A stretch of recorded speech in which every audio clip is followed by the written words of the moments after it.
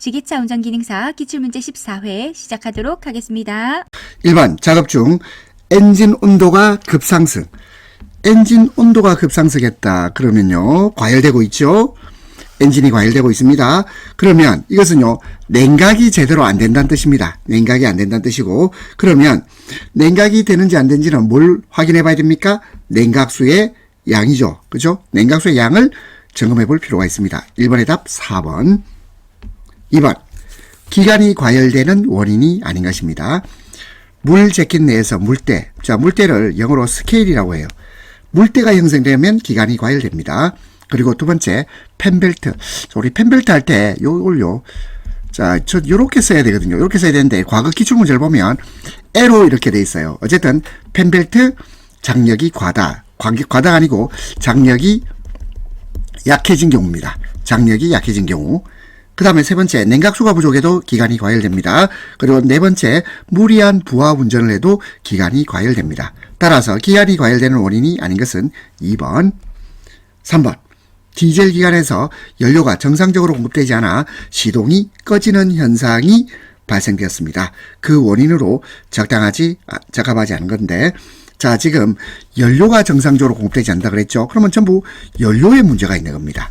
연료 파이프가 손상되든지 연료 필터가 막히든지 또는 연료 탱크 내 오물이 과다하게 있든지. 그런데 프라이밍 펌프 고장, 프라이밍 펌프는 이거는요, 시동하고 아무 상관없어요. 시동 꺼짐하고 아무런 관련이 없다. 왜냐하면, 자, 프라이밍 펌프는 공기를 배출하는 거죠. 공기를 제거하는 장치입니다. 따라서 연료 공급하고는 아무런 관련이 없다. 답은 2번입니다. 4번, 디젤 기관에서 압축 압력이 저하되는 가장 큰 원인입니다. 압축 압력이 내려가는 원인은요, 피스토닝의 마모입니다. 답은 4번. 5번, 압력식 라디에이터 캡에 대한 설명으로 옳은 것인데요. 라디에이터 캡은 이것은요, 냉각수가 외부로 유출되는 것을 막아주는 밀봉 역할을 합니다. 밀봉 역할. 그래서 밀봉 역할하고, 그리고 또 압력을 계속 유지하는 압력 유지 역할을 합니다. 그렇죠? 그리고 또 진공 밸브 역할도 해요. 진공 밸브 역할도 합니다. 그러면 옳은 것이에요. 자, 답 3번입니다. 냉각 장치 내부 압력이 부합이 되면 진공 밸브는 열립니다. 자, 부합이란 말은 대기압보다 낮은 압력을 부합이라고 합니다. 대기압보다 낮은 압력. 자, 이것을 부합이라고 하고, 냉각장치 내부 압력이 부합이 되면 진공 밸브는 열린다. 답 3번.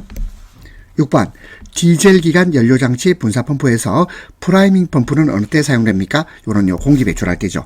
연료계통에 공기를 배출할 때. 7번, 열 에너지를 기계적 에너지로 변환시켜주는 장치입니다. 뭐죠? 이게 바로 엔진이죠. 엔진. 열 에너지를 기계적 장치로 변환시켜주는 장치는 엔진이 되겠습니다. 8번, 디젤 기관에서 발생하는 진동 원인이 아닌 것입니다. 1번, 프로펠러 샤프트의 불균형. 프로펠러 샤프트는 이것은 동력 전달 장치입니다. 동력 전달 장치이므로 진동의 원인이 되지 않습니다. 프로펠러 샤프트의 불균형으로 진동이 발생하지는 않습니다. 2번, 분사 시기의 불균형. 3번, 분사량의 불균형. 4번, 분사 압력의 불균형. 전부 분사하고 그리고 진동하고 관련이 있고, 프로펠러 샤프트의 불균형은 동력 전달 장치의 불균형으로 인해서 진동이 발생하는 건 아니에요. 답 1번. 9번, 디젤 기관 가동 중 발전기가 고장이 났습니다. 발생할 수 있는 현상으로 틀린 것입니다. 발전기 고장나면 일단 충전 경고등에 불이 들어옵니다. 두 번째, 배터리가 방전되어 시동 꺼진다. 자, 배터리가 방전된다고 시동이 꺼지진 않습니다. 그래서 3번, 헤드램프를 켜면 불빛이 어두워집니다. 4번, 전류계의 지침이 마이너스 쪽을 가리키죠. 답은 2번. 10번, 엔진 오일량 점검에서 오일 게이지의 상한선, 풀, 하한선, 로, 상한선과 하한선 표시가 됐을 때 가장 적합한 것입니다. 로, 풀 표시 사이에서 풀 표시에 가까이 있으면 좋다. 답은 3번이 되겠습니다. 11번, 흡배기 밸브의 구비 조건이 아닌 것입니다. 1번, 열도 조율 좋아야 되죠. 두 번째, 열에 대한 팽창률은 적어야 됩니다. 그리고 3번, 열에 대한 저항력은 요거는 작으면 안 되죠. 커야 됩니다. 열에 대한 저항력은 커야 된다. 4번, 가스에 견디고 고온에 잘 견딜 것. 따라서 답은 3번. 12번, 엔진 오일이 많이 소비되는 원인이 아닌 것입니다. 엔진 오일이 많이 소비되는 것은 피스톤링 마모가 심할 때, 그리고 실린더 마모가 심할 때, 그리고 기관의 압축 압력이 높으면, 자, 우리 압축 압력이 높잖아요. 그러면 엔진 오일 소비가 오히려 작아지죠. 그렇죠? 소비가 작아집니다. 따라서 3번 틀렸고, 4번, 밸브 가이드의 마모가 심할 때 엔진 오일이 많이 소비되는 원인이 됩니다. 13번, 축전지 케이스와 커버 세척에 가장 알맞은 것은 소다와 물입니다. 소다와 물. 14번, 운전 중 갑자기 계기판에 충전 경고등이 점등되었습니다. 그 현상입니다. 자, 충전 경고등이 점등되었다. 왜요? 충전이 안 되고 있다는 뜻 아이가. 그렇죠? 충전이 되고 있지 않음을 나타냅니다. 답은 2번. 15번, 전류의 자기작용. 전류의 자기작용을 응용한 것. 이게 뭐죠? 이게 바로 발전기죠. 발전기. 그 다음에 축전기는요, 이것은 전류의 화학작용을 응용한 거죠. 축전지는 전류의 화학작용, 그리고 전구와 예열 플러그는 요는 전류의 발열작용을 응용한 것입니다. 따라서 답은 4번. 16번, AC 발전기에서 다이오드. 자, 다이오드는요, 교류를 정류하고 역류를 방지합니다. 다이오드는 교류를 정류하고 역류를 방지한다. 17번, 축전지가 충전되지 않는 원인. 가장 옳은 것입니다. 축전지가 충전이 안 돼요. 왜 안 되죠? 레귤레이터 고장입니다. 레귤레이터 고장. 18번, 건설기계에서 시동 전동기가 회전이 안 될 경우. 점검사항이 아닌 것. 자, 회전이 안 되고 있어요. 그러면요, 축전지 방전 여부를 확인해 봐야 되고요. 두 번째, 배터리 단자 접촉 여부를 확인해 봐야 됩니다. 3번에 펜벨트 위완. 펜벨트 위완 여부는 이거는 엔진 과열하고 관련돼요. 엔진 과열하고 관련됩니다. 4번, 배선의 단선 여부. 자, 그래서 답은 3번이 되겠습니다. 19번, 수동식 변속기 건설기계를 운행 중 급가속시켰더니 기관 회전은 상승하는데 차속이 증속되지 않았습니다. 차속이 증속되지 않았다. 그 원인입니다. 이것은 클러치 디스크 과대 마모입니다. 클러치 디스크 과대 마모. 클러치 디스크란 변속 작업 시에 안정적이고 원활한 동력 전달을 가능하게 해주는 거거든요. 근데 변속 작업할 때 안정적이고 원활한 동력 전달을 가능하게 해주는 것이 클러치 디스크인데, 이것이 과대 마모되면 기관 회전은 상승하는데 차속은 증속되지 않습니다. 답은 4번. 20번, 지게차를 운전하여 화물 운반 시 주의사항으로 적합하지 않은 겁니다. 1번, 노면이 좋지 않을 때 저속으로 그렇죠. 노면이 좋지 않으면, 고르지 않으면 저속으로 운행합니다. 2번, 경사지 운전 시 화물을 위쪽으로 한다. 2번 맞고요.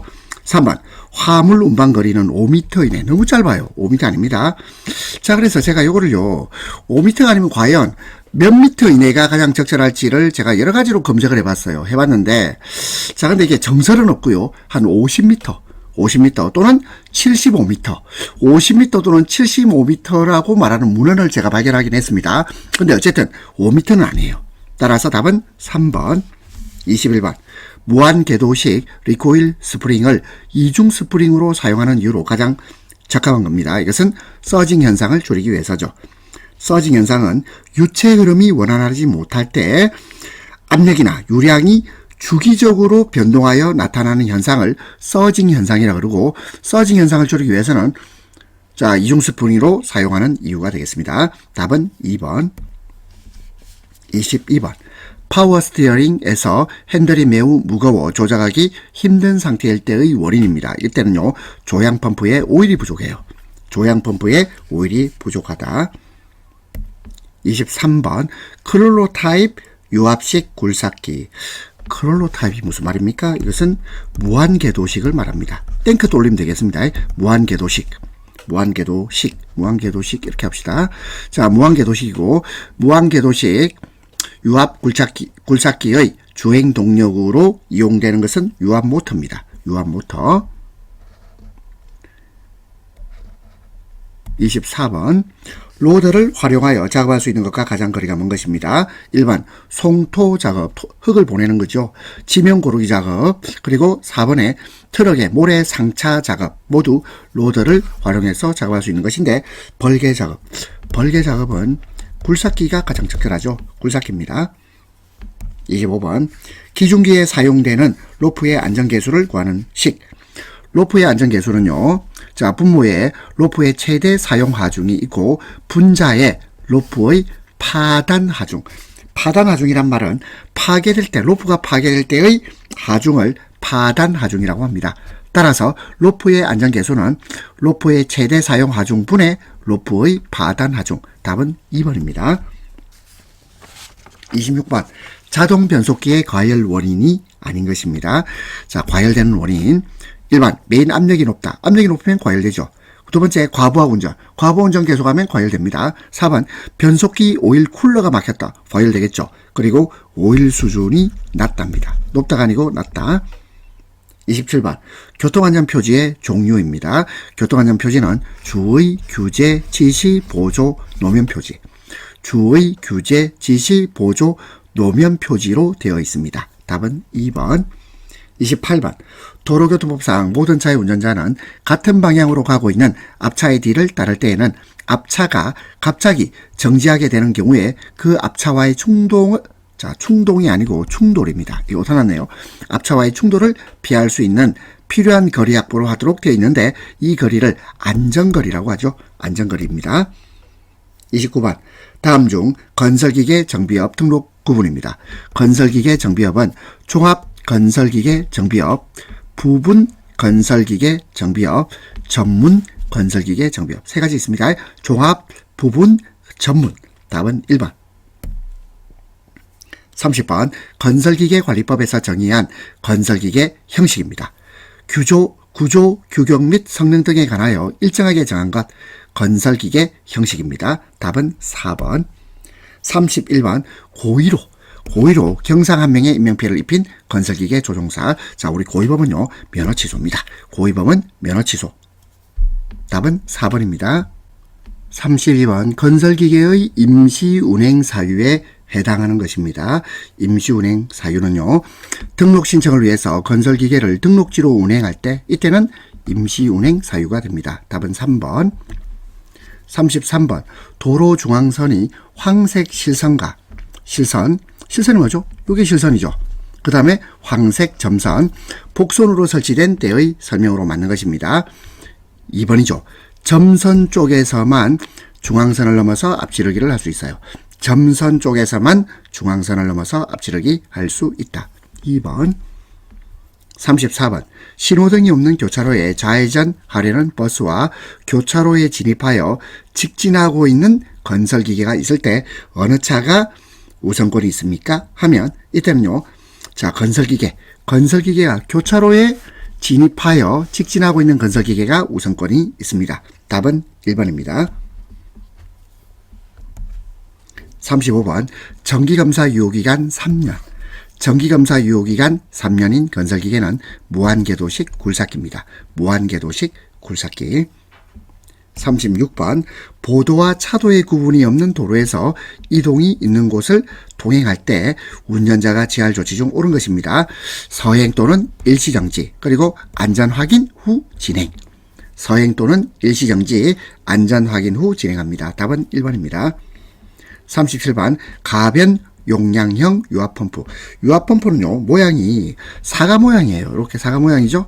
사과 모양인데, 여기서 가변이란 말은 변경 가능하다, 이런 뜻이고요. 변경 가능은 또는 화살표로 표현하죠. 화살표. 이렇게 화살표가 있으면 가변 용량형 유압펌프입니다. 답은 1번.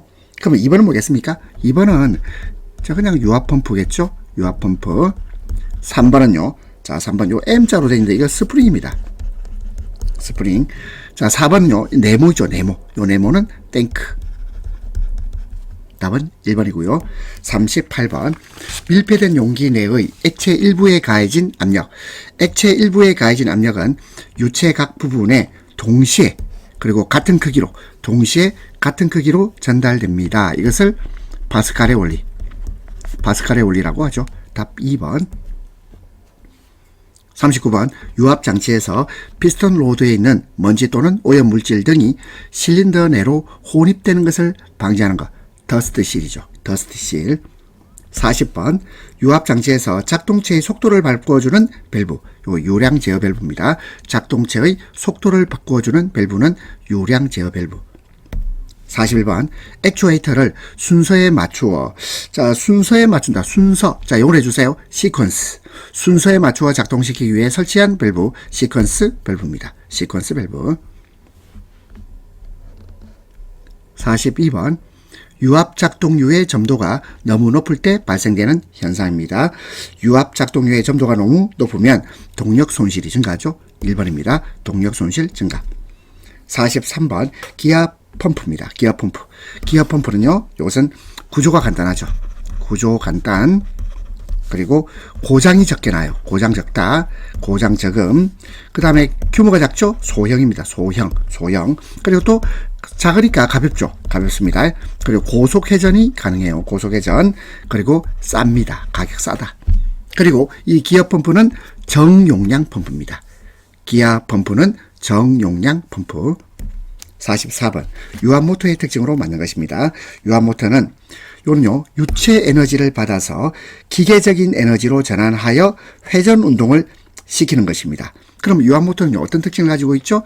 무단 변속이 용이하다. 유압모터는 무단 변속이 용이합니다. 45번 유압장치 구성요소가 아닌 것. 자, 1번 유니버셜 조인트. 자, 유니버셜 조인트는 배관 방향을 자유로 변하게 할 수 있는 이음입니다. 그럼 유압장치하고 아무 상관없죠? 그리고 유압장치는요, 오일탱크, 펌프, 제어 밸브 이렇게 되겠습니다. 46번 오일탱크 내의 오일을 전부 배출시킬 때 사용하는 것. 오일을 전부 배출시키는 거. 이거 뭐죠? 드레인 플러그죠. 드레인 플러그. 자, 1번 리턴 라인. 리턴 라인은 오일의 복귀 회로를 리턴 라인이라고 합니다. 2번 배풀. 배풀은 오일의 유동성을 제한하기 위해서 탱크 내부에 설치된 판이에요. 배풀. 3번 어큐뮬레이터. 어큐뮬레이터를 자, 우리 한번 번역해 볼까요? 추각기라고 하죠. 추각기입니다. 유체 회로 내에서 발생된 유체의 충격 진동을 흡수 완화하는 것을 어큐뮬레이터라고 해요. 자, 그래서 46번 오일을 전부 배출시킬 때 사용하는 것. 드레인 플러그입니다. 드레인 플러그. 47번 아세틸렌 가스 용접의 단점 설명으로 옳은 것입니다. 자, 우리 단점 설명해야 되는데 아세틸렌 가스 용접은요, 이동이 가능하죠. 그리고 불꽃의 온도와 연료율이 낮다. 이게 단점이죠. 2번 답입니다. 그리고 특수 용접에 비해서 설비가 싸요. 비싼 거 아닙니다. 싸다. 아세틸렌 가스 용접은 경제적이에요. 그리고 유해광선. 유해광선은 아크 용접이 더 많이 발생해요. 유해광선은 아크 용접이 더 많이 발생한다. 따라서 47번은 2번. 48번 안전보건표지 종류와 형태에서 자, 이 십자가 모양 있죠. 이게 응급구호표지입니다. 응급구호표지. 49번 무거운 물체를 인양하기 위해서 체인블록 사용 시 안전상 가장 적절한 겁니다. 자, 1번 봅시다. 체인이 느슨한 상태에서 급격히 잡아당기면 재해 발생할 수 있죠. 따라서 안전을 확인할 수 있는 시간적 여유를 가지고 작업합니다. 자, 그래서 2번 보세요. 무조건 굵은 이러면 안 되죠. 그리고 내릴 때 최대한 빠른 아닙니다. 그리고 세 번째, 이동 시 무조건 뭐 빠른 이라면 우리가 지금 재해를 발생할 수 있는 이런 사고를 예방하기 위해서는 천천히 그리고 규격에 맞는 그리고 시간적 여유를 가지고 작업하는 게 필요합니다. 50번 가스 장치의 누출 여부 및 위치를 정확하게 확인하는 방법이에요. 자, 우리 가정에서 많이 하죠. 자, 도시가스 유출 여부를 확인하기 위해서 비누방울 사용하지 않습니까? 비누물을 사용해요. 51번 사고로 인한 재해가 가장 많이 발생할 수 있는 것은 벨트 분리. 자, 사고로 인한 재해가 가장 많이 발생할 수 있는 경우입니다. 벨트나 분리에 끼어가지고 몸이 끼든 옷이 끼든 해서 사고가 발생하죠. 52번 유류 화재 시 소화 방법으로 가장 부적절한 것인데요. 자, 기름 화재는 1번 B급 화재 소화기 사용 맞고, 그 다음에 두 번째 기름의 유류 화재일 때는요, 물 뿌리면 안 됩니다. 그다음 세 번째 모래를 뿌리든지 또는 ABC 소화기를 사용합니다. 53번 현장에서 작업자가 작업한 현상 꼭 알아둬야 될 사항이 뭐죠? 안전규칙 그리고 안전수칙이죠. 답은 4번입니다. 54번 안전장치 선정 시 고려사항에 해당되지 않는 겁니다. 1번 위험 부분에는 안전방호장치가 설치되어 있어야 됩니다. 2번 강도나 기능 면에서 신뢰도가 커야 됩니다. 3번 작업하기 불편하지 않은 구조일 것입니다. 4번 안전장치 기능 제거를 용이하게 하면 안 되죠.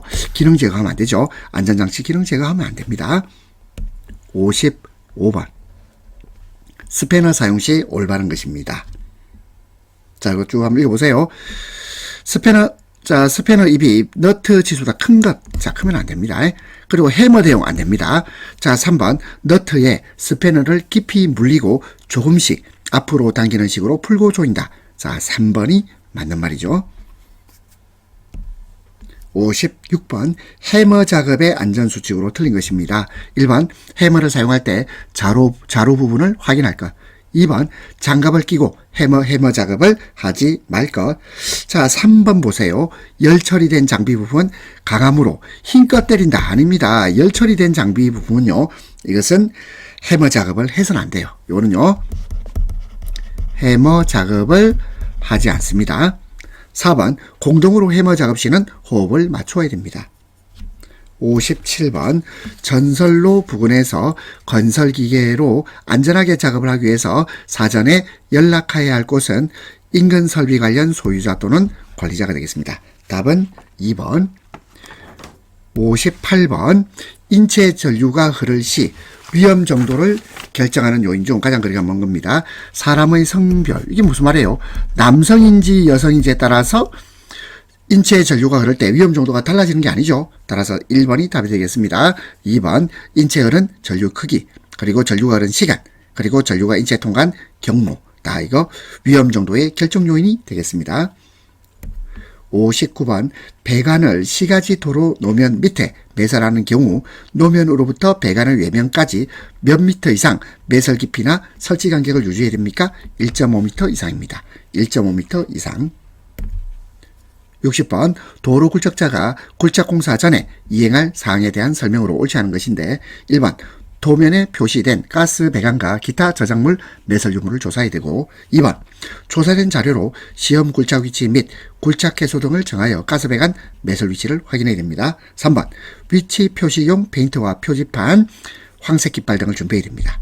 4번 굴착 용역 회사의 안전관리자와 일정에 따라 시험 굴착 계획을 수립한다. 일정에 따라가 아니고 어떻게 됩니까? 이거는요. 안전관리자하고 그 다음에 또 시설관리자, 사업자가 서로 협의하는 거죠. 협의해서 수립하는 거지 일정에 따라 어느 일방의 일정에 따라서 계획을 수립하는 게 아닙니다. 따라서 옳지 않은 것은 4번입니다. 여러분들 60문제 푼다고 고생 많으셨습니다.